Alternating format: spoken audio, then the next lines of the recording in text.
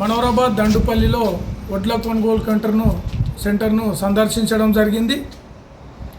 ఇక్కడ ఉన్న centre in charge రాజుకు రైతులు ఇక్కడ చాలా ధాన్యం ఉన్నది, ఈ ధాన్యం త్వరగా హమాలీలు పెంచి ఈ ధాన్యాన్ని తొందరగా రైస్ మిల్లులకు తరలించాలని సూచించడం జరిగింది.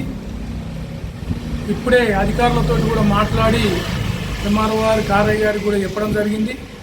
ఇక్కడ వర్షాలు వచ్చే సూచనలు ఉన్నాయి త్వరలో, కాబట్టి ఈ మనోరాబాద్ సెంటర్లో 10 గ్రామాల నుంచి సుమారుగా ఇక్కడ వడ్లు వస్తాయి, చాలా వడ్లు వస్తాయి. కాబట్టి తొందరగా ఈ వడ్లను హమాలీలు ఎక్కువ చేసి లారీలు ఎక్కువ పెట్టి 4-5 రోజులలో తరలిస్తే రైతులకు మేలు జరుగుతుందని సూచించడం జరిగింది.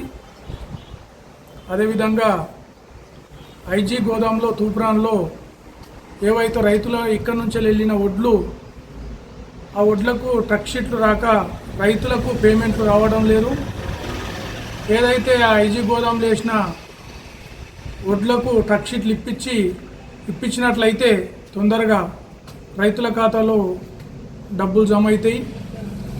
త్వరగా అధికారులు స్పందించి ఈ ట్రక్ షీట్లు ఇప్పించినట్టయితే డబ్బులు వస్తాయి. ఈరోజే మా సొసైటీలకు సెక్రటరీకి నోటీస్ ఇవ్వడం జరిగింది డీసీఓ ఆఫీస్ నుంచి వెళ్ళి.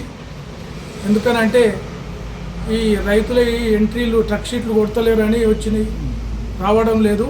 అందుకని త్వరగా ఈ ట్రక్ షీట్లు ఇప్పించి రైతుల ఖాతాలో డబ్బులు పడేటట్టు చూడాలని సందర్భంగా తెలియజేస్తున్నాం. ఇక్కడున్న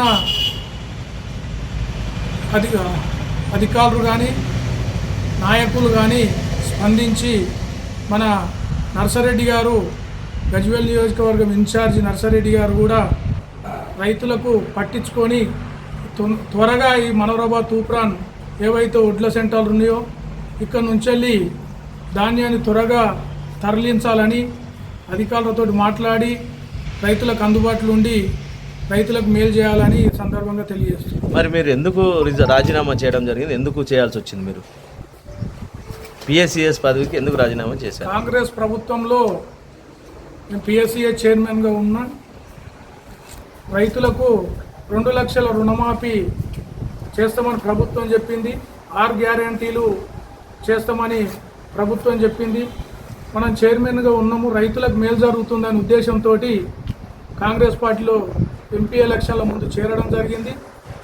తర్వాత 6 గ్యారెంటీలో భాగంగా 2 లక్షల రుణమాఫీ మా 2 మండలాల్లో, తూప్రాన్ మనోరాబాద్ మండలాల్లో రుణమాఫీ 30% కూడా రుణమాఫీ కాలేదు.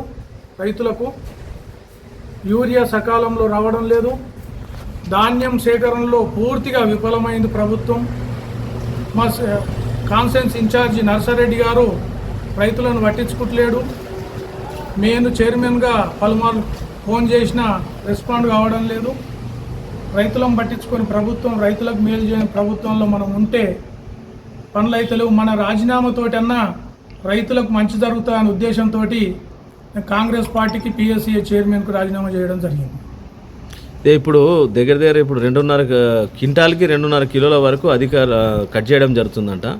మరి అది నిజమా అబద్ధమా? అది మా దృష్టికి రాలేదు. ఏదైనా ఉంటే అధికారులతో మాట్లాడి రైతులకు ఇబ్బంది కాకుండా కటింగ్ ఎక్కువ పెట్టకుండా రైతులకు మేలు జరిగేటట్టు చేయాలని మేము డిమాండ్ చేస్తున్నాం.